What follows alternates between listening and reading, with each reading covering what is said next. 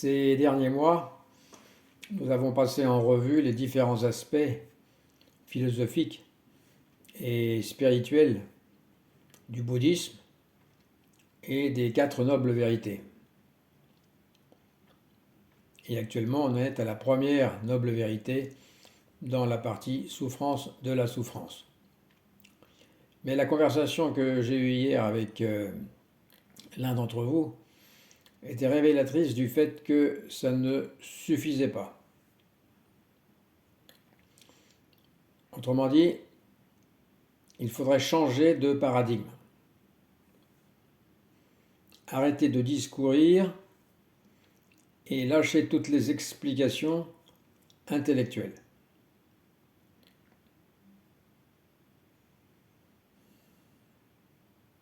Même si le bouddhisme est axé sur la souffrance, il ne peut pas tout. Il y a une phrase bien connue qui est « Ne vous fiez pas ni aux mots ni aux lettres ». Ce qui signifie que les discussions sur le dharma ne nous aident pas à nous libérer de la souffrance. Sur le plan des discussions de salon, c'est formidable, mais ça ne nous aide pas à nous libérer de la souffrance. Et c'est pourquoi Bodhidharma, par exemple, est venu en Chine sans aucun sutra. Il s'est assis paisiblement face au mur, c'est ce que dit la légende en tout cas, pendant 9 ans.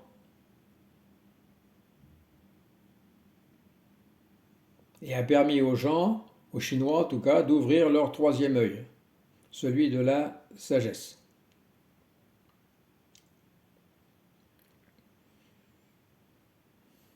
Parce que, en supposant qu'on soit confronté à des étudiants, par exemple, qui ont besoin de souffrir par addiction, peut-être même, on pourrait prendre des masochistes, par exemple, ils ont besoin de souffrir. Eh bien, à ce moment-là, tout le discours des quatre nobles vérités n'a plus de sens. Puisque les quatre nobles vérités sont censées nous sortir de la souffrance, une souffrance dont lui a fondamentalement besoin. Donc on est dans une espèce d'aporie où on ne peut pas faire cohabiter les deux. Et c'est en ça que peut-être il y a une faiblesse. En tout cas, c'est peut-être en ça que le bouddhisme atteint ses limites. Si on ne va pas plus loin, je veux dire, si on ne va pas plus profond dans le bouddhisme.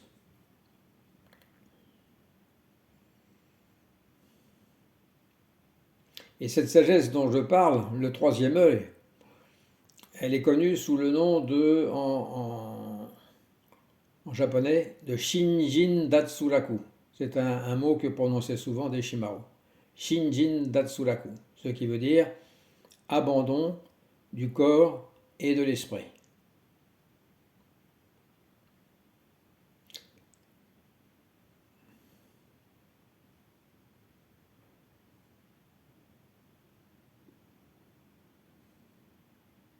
Ça veut dire que la compréhension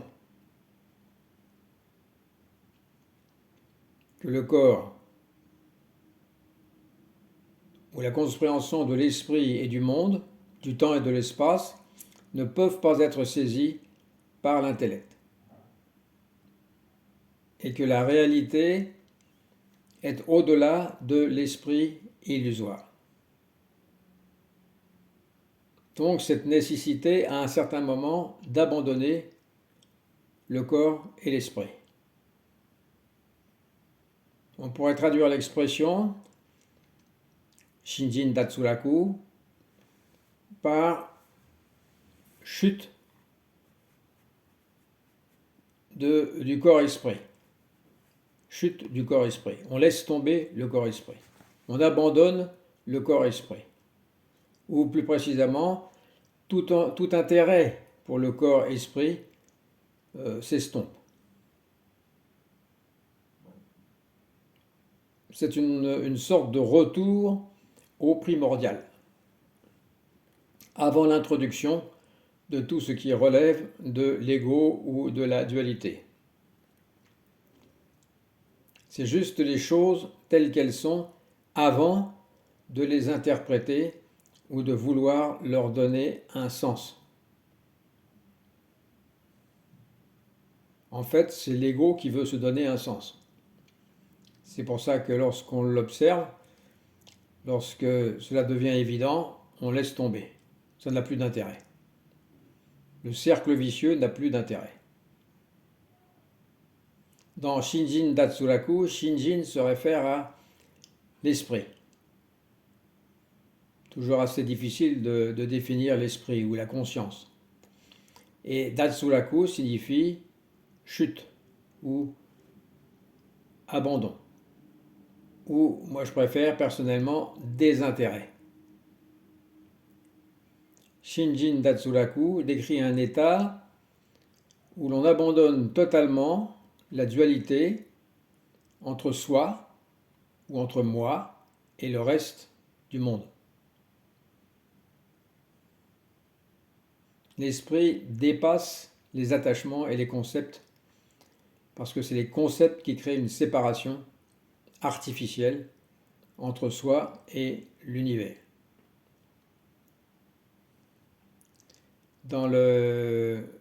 En japonais, shin signifie corps ou personne.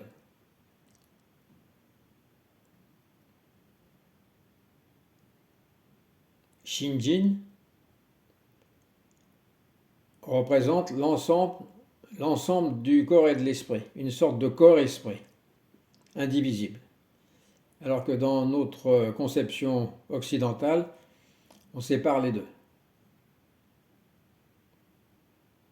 C'est l'individu en quelque sorte dans sa totalité. Et Jin signifie cœur. Mais cœur en japonais, on ne peut pas le distinguer de esprit ou de intention. Il représente l'esprit, la conscience, ou si on veut l'âme, dans une vision plus large. Ça implique un aspect mental ou spirituel, l'aspect mental ou spirituel de l'individu.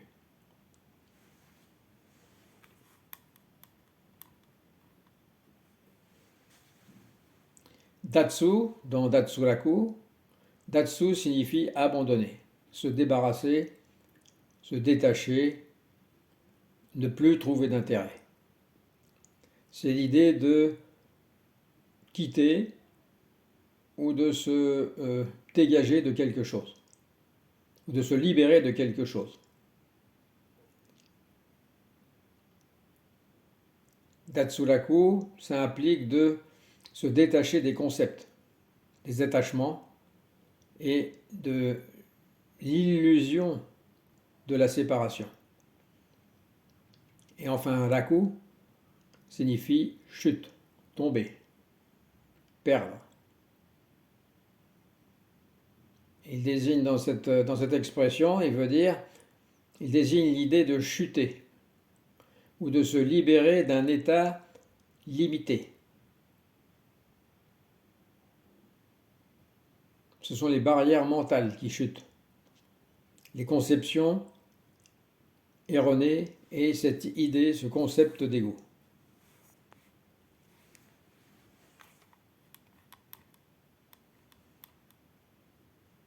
Voilà, donc Shinjin, ça représente le corps et l'esprit, ou l'ensemble de l'individu, et Datsuraku signifie abandonner ou se détacher.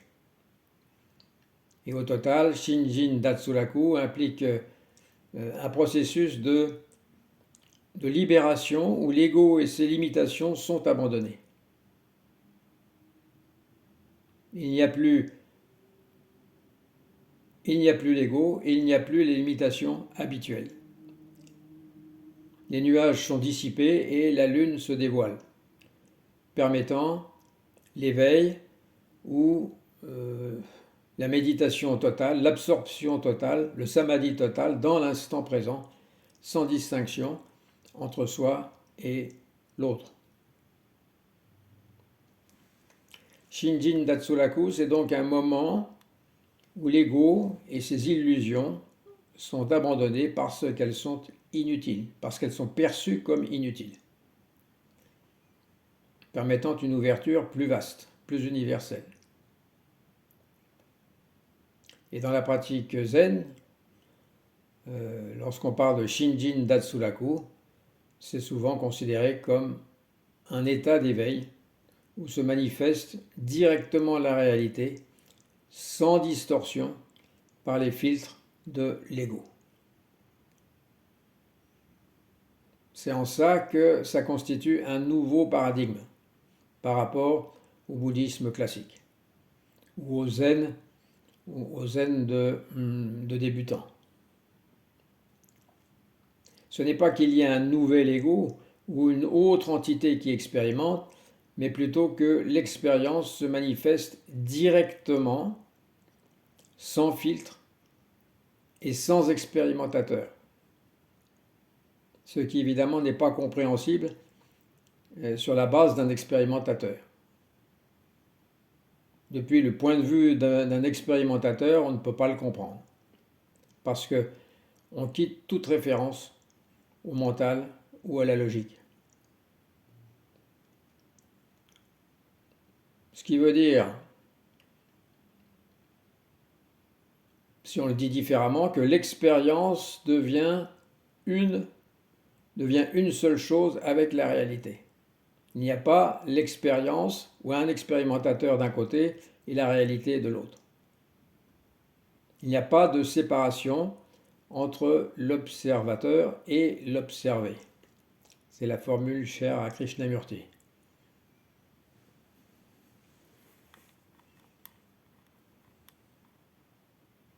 Lorsque l'ego tombe dans cet état de Shinjin Datsuraku, il n'y a donc pas de sujet distinct qui expérimente, mais une unicité, une union directe. Mais l'union, ça veut encore dire qu'il y en a deux, mais juste l'expérience directe. Une expérience pure, non divisée, où il n'y a ni celui qui vit et celui qui est vécu, mais juste un flux d'existence, pourrait-on dire, dans son expression la plus simple, la plus pure, la plus évidente, la plus immédiate. On pourrait la décrire comme une réalisation de l'absence d'un soi séparé sans qu'un soi ou sans qu'un moi réalise. Ce n'est pas évident à exprimer. On perçoit que tout est connecté et interrelié. Et ça, évidemment, ça ne peut pas être saisi par un ego qui se distingue du monde extérieur. On pourrait dire que c'est la réalité elle-même qui expérimente, mais sans sujet. Il n'y a plus d'individualité, mais une manifestation de l'unité du tout, de l'unité des choses telles qu'elles sont.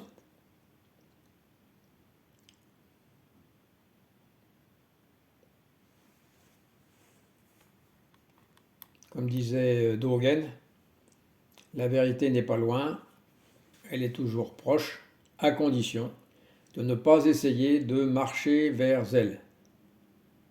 Car chacun de nos pas nous en éloignerait. C'est ce qu'on a dit à plusieurs reprises.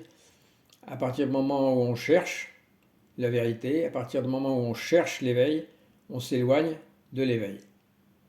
Par contre, c'est toujours ce que dit Dogen, contentons-nous de pratiquer au quotidien, sans nous poser de questions. Là, c'est moi qui le rajoute. Ne suivons pas les pensées ou les conseils d'autrui. Alors notre corps et notre esprit fusionneront et nous réaliserons l'unité de toute vie.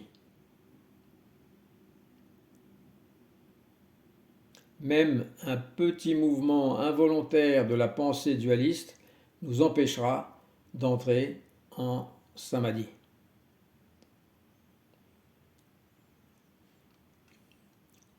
Et Dogen ajoute, en général, ceux qui parlent beaucoup de réalisation auront du mal à entrer dans le palais de la méditation. C'est comme ça que Dogen appelle le samadhi. Bouddha Shakyamuni a médité 6 ans et Bodhidharma 9 ans.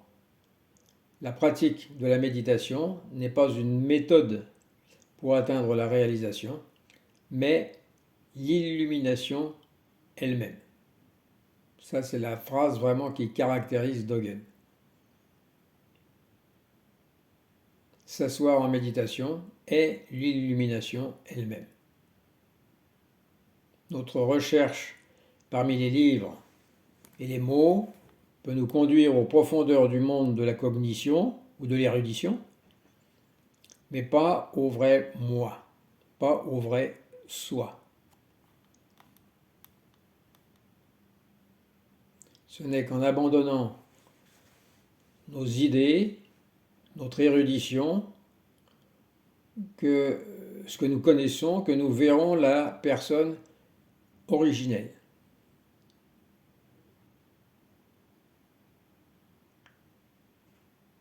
Le zen n'est rien d'autre que la réalisation des choses telles qu'elles sont, de la vérité. Par conséquent, les désirs suivis d'action, c'est ce qu'on fait d'habitude, on désire et ensuite il y a une action, ne sont pas du tout la juste attitude dans le zen. Pour atteindre la vraie méditation, il faut simplement se détendre et oublier que l'on médite. Et surtout, sans désir de devenir un Bouddha. Si on veut devenir un Bouddha, si on veut réaliser, on n'y arrivera jamais.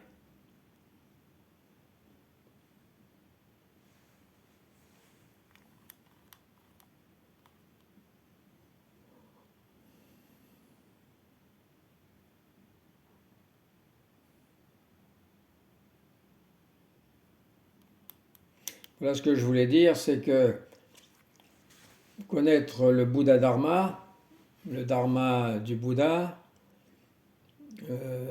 tout le savoir qui tourne autour du bouddhisme peut être intéressant en tant qu'introduction, mais ce n'est pas ça qui va nous faire sortir du samsara. Il faut une méthode plus radicale et abandonner ces vieux schémas.